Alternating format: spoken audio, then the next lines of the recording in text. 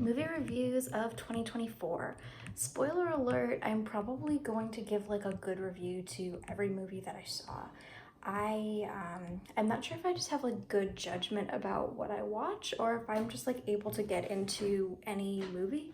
Like yesterday I was trying to show Hundreds of Beavers to some friends and they like couldn't even finish it and they were like, how could you watch this? And I was like, guys, if you just hyper focused on it, you would be able to enjoy it like I did.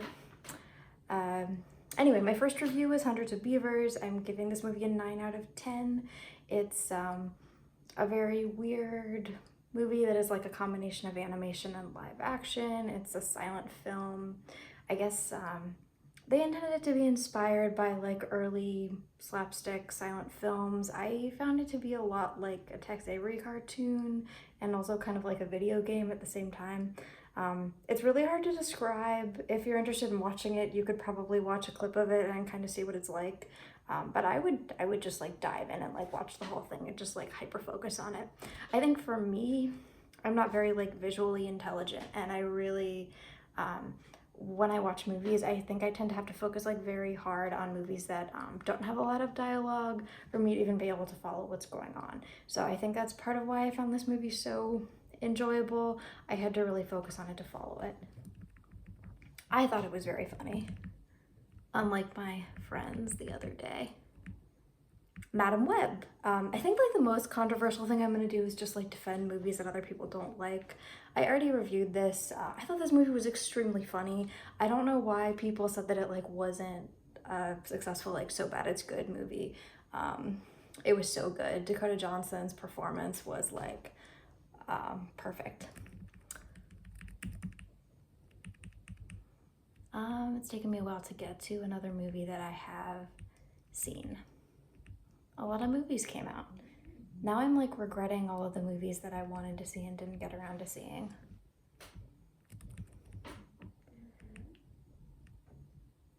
Was Irish Wish that movie where it turns out that the guy identifies as a bee? The People's Joker. This was a great movie. I hope that like any reasonable person would like this. I'll give it, I emotionally want to give it a 10 out of 10. I guess I'll give it a 9 out of 10 because I guess I felt like it was a little bit long.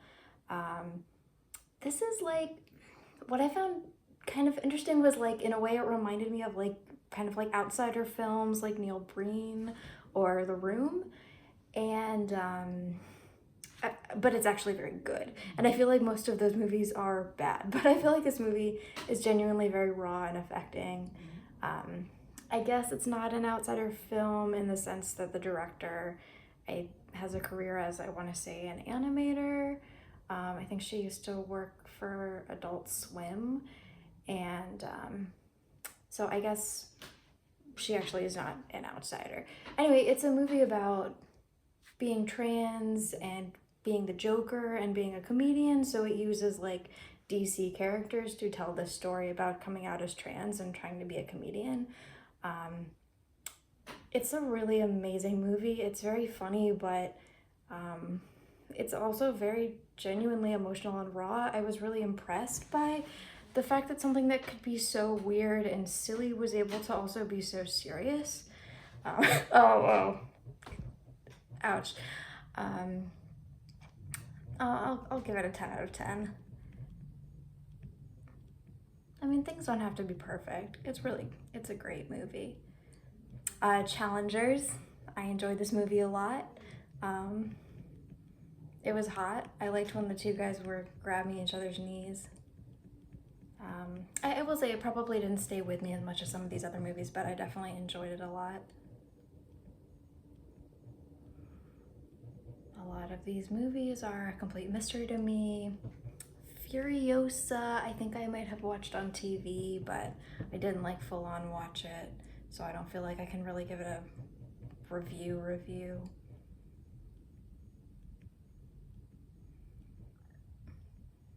Inside Out 2, this is something I didn't choose to see. I've always disliked Inside Out. I think like the concept, my sort of like, my go-to response about Inside Out is that I really dislike people talking about their feelings in a cutesy way, so I just don't really like it. I also don't like the art style. Yeah, so I didn't enjoy this movie at all. I can't think of anything that I liked about it actually. So Inside Out gets like it gets a 0 out of 10. That's like my only bad review. I bet this clicking noise of me scrolling down the Wikipedia page of List of American Films of 2024 is going to be very loud in the video. I thought I watched a lot of movies. Now I'm seeing there's so many movies that I did not watch.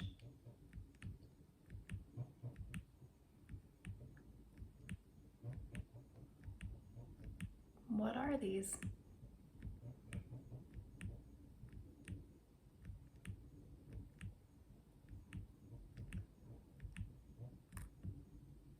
Sorry, this is really boring. Beetlejuice, I thought was a pretty good movie. The first movie is one of my favorite movies. It's probably in like my top 5 most watched movies, and I think they did a relatively good job making a sequel that was actually really enjoyable. I know it's because of reasons, but I feel like it kind of worked to like do this big future skip and then just kind of like cut out a lot of major characters from the first movie. I don't know, it felt like a realistic depiction of growing up. Like, you know, one day you're a teen and then like you're like in your 40s or 50s and you're kind of fucked up about some other stuff that doesn't have to do with being a teen and just happened to you at another time. No complaints really. It's obviously like not as good as the first movie, but it's good. I was really pleasantly surprised by it. I guess I would give it like an 8 out of 10. I mean, it's like pretty messy, I guess, but I don't really care about that. I just want to enjoy things. A Different Man, I did a review of this. Real talk, I'm very angry about the way that this movie was buried. Just as a disabled person who's a fan of movies and art, I feel really grateful that Aaron Schimberger is out there making these really creative and interesting and funny movies that explore disability and disability in fiction and stories about disability. And yeah, I feel like we don't deserve Aaron Schimberger. I'm just really angry about how his movies are treated like they don't exist. Wild Robot, maybe I just don't like kids movies. This movie was fine, but I'm not that enthusiastic about it, I guess. I like the art style. I guess I'll give it like a 6 out of 10 or a 7 out of 10. So yeah, I'm not being objective here.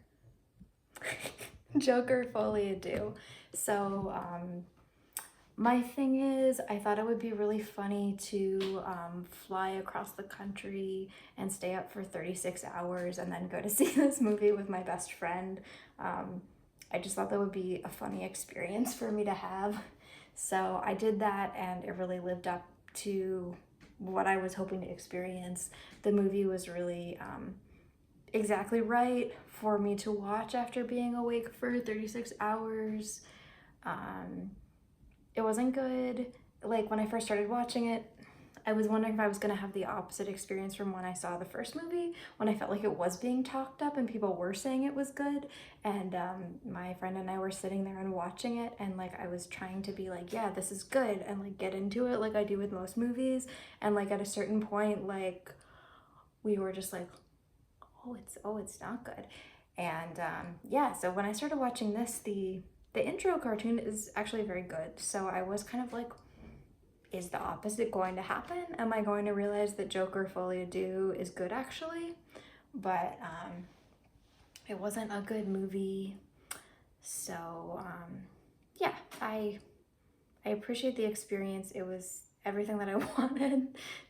So I guess I'll give it like a 5 or 6 out of 10. I don't really know how to do ratings. I don't know if I've ever rated movies before. I can't seem to maintain a Letterboxd. And Nora, I'm just gonna be a basic bitch and say this was probably my favorite movie of the year, so I'll give it a 10 out of 10. I don't think I have anything to say that other people haven't already said. I don't know, I just think it's a very fun and entertaining, good movie, very enjoyable. Yeah. Venom, The Last Dance. This is one of my like controversial opinions, I guess. Um, so I guess like it's kind of like a niche opinion to be a fan of like the Venom movies in general, but there's a set of people that really like them, and I always really like them. Um, but I guess like people who like the Venom franchise didn't like the last movie, but I still liked it. Um, I guess it has some kind of boring and weird parts. The plot is like pretty even for something that's supposed to be dumb. If I'm remembering right, I think the plot was literally just like Venom can't turn into like his full form or like a monster will get him, but then like he got really hyped up because he was dancing, so he like accidentally turned into his full form. Um and that was pretty dumb, so I guess I'll give it like a 7 out of 10 instead of like a 10 out of 10, which is what I would probably give like the original Venom, which I love. I think like the second and third Venom movies definitely were not as good as the first one, but I still like them. And spoiler alert for Venom: The Last Dance. Uh, I guess like I don't really care that Venom died because it was the end of the franchise. Like I'm not going to continue to see him anyway.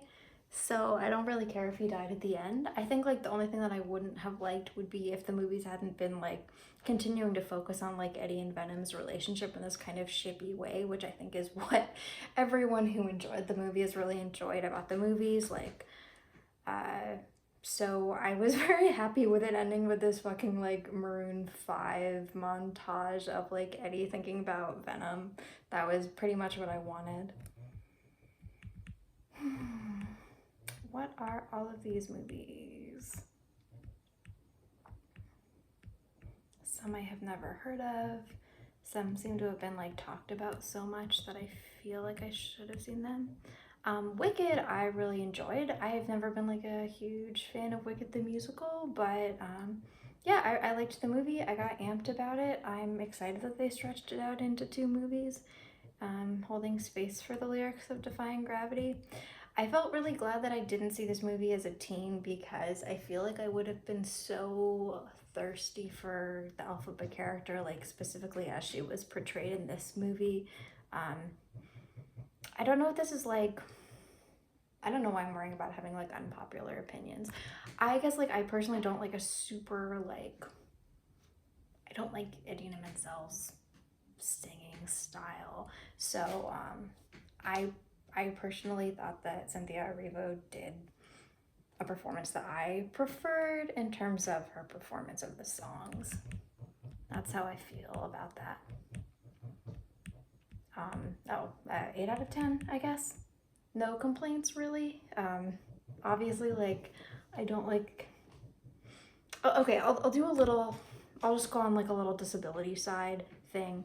Um, I'm not saying that I'm upset that they cast an actress who uses a wheelchair as Nessa. I think that's cool, but there's something so very like of the moment of how disability is in film right now that it's this thing where they cast an actress who uses a wheelchair and then they're like, this is good, this is great, like we solved ableism, we're being so authentic, we cast an actress who uses a wheelchair, and then the actual character is still bad. I don't know. I'm not saying it's bad, it's just like an interesting illustration of where the media conversation about disability is right now. And maybe if people listen to Aaron Schimberg, they wouldn't be doing this. I think he would probably have something really smart to say. But I don't know, maybe someday, yeah. I'm still mad about A Different Man. Night Bitch. I'm gonna spoil Night Bitch, the most well-known movie of the year. She should have eaten her husband. And that's what I didn't like about the movie. I feel like most of the movie was good, and then at the end, I feel like they decided to give it a happy ending. I don't know how the book ends, but um, I feel like the movie worked because it was like kind of getting dark and gross about being a parent, being a mom specifically, a stay-at-home mom, and having it just be like, oh, she just like fixed it. Um, it's like, why did you make a movie about a woman like turning into a dog and having like 6 nipples and like killing animals? And then at the end, it's just like, oh, it's totally fine. She could have just eaten her husband and it would have been like, I feel like it would have just worked so much better. So I don't know why I'm rating movies the way I am. I was gonna give it like a very low rating. I was gonna give it like a 4 just because I was disappointed by the end. That doesn't make sense. I'll give it like a 6. 6 for Night Bitch. Nickel Boys, the last movie. I just got back from seeing this. This is a weird comparison, but I guess like similar to Hundreds of Beavers, I had to get very locked into the movie because it was so visual. Like, I feel like I had to carefully follow all the visual information to understand what was going on in the movie. It was really good. I should have processed more before I made this instead of trying to review a movie immediately after seeing it. But yeah, I thought Nickel Boys was really good. And that's it. Those are my reviews. That's it. I haven't seen any other movies. So I'm just continuing to scroll down the Wikipedia page, and it has a lot of references. So I'm still scrolling. The end.